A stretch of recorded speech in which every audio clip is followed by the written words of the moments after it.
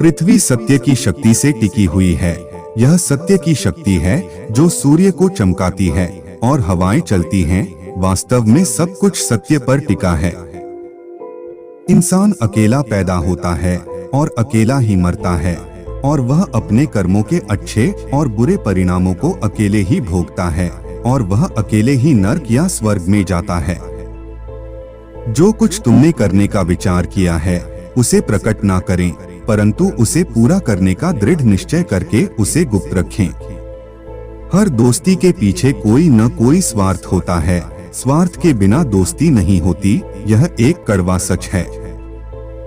कभी भी ऐसे लोगों से दोस्ती न करें जो आपसे ऊपर या नीचे की स्थिति में हो।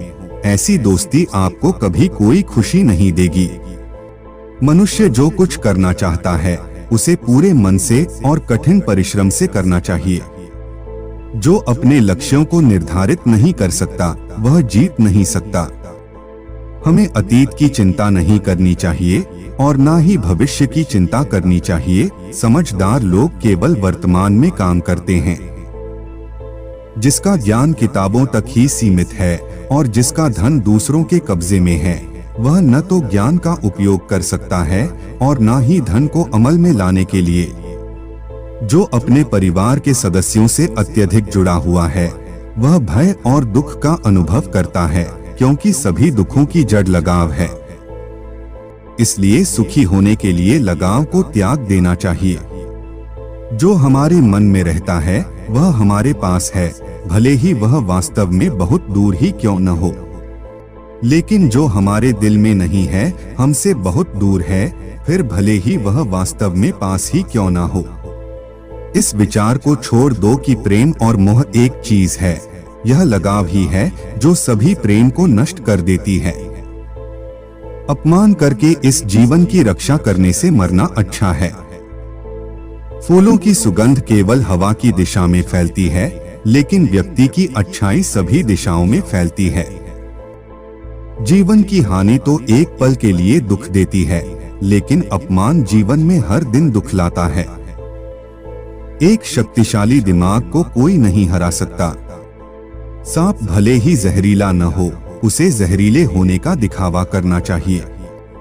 धन, मित्र, पत्नी और राज्य फिर से मिल सकते हैं, परंतु शरीर खो जाने पर फिर कभी प्राप्त नहीं होता है।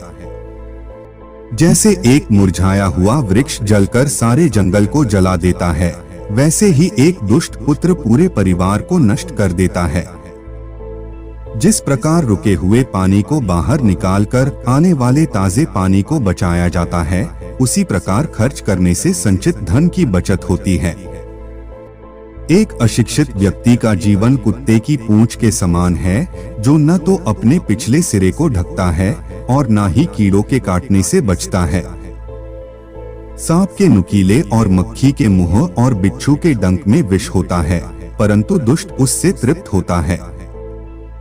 सांप, राजा, चीता, डंक मारने वाला ततैया, छोटा बच्चा, कुत्ता और मूर्ख, इन सातों को नींद से नहीं जगाना चाहिए। और भी ऐसे इंटरेस्टिंग वीडियो देखने के लिए हमारे चैनल को सब्सक्राइब करें।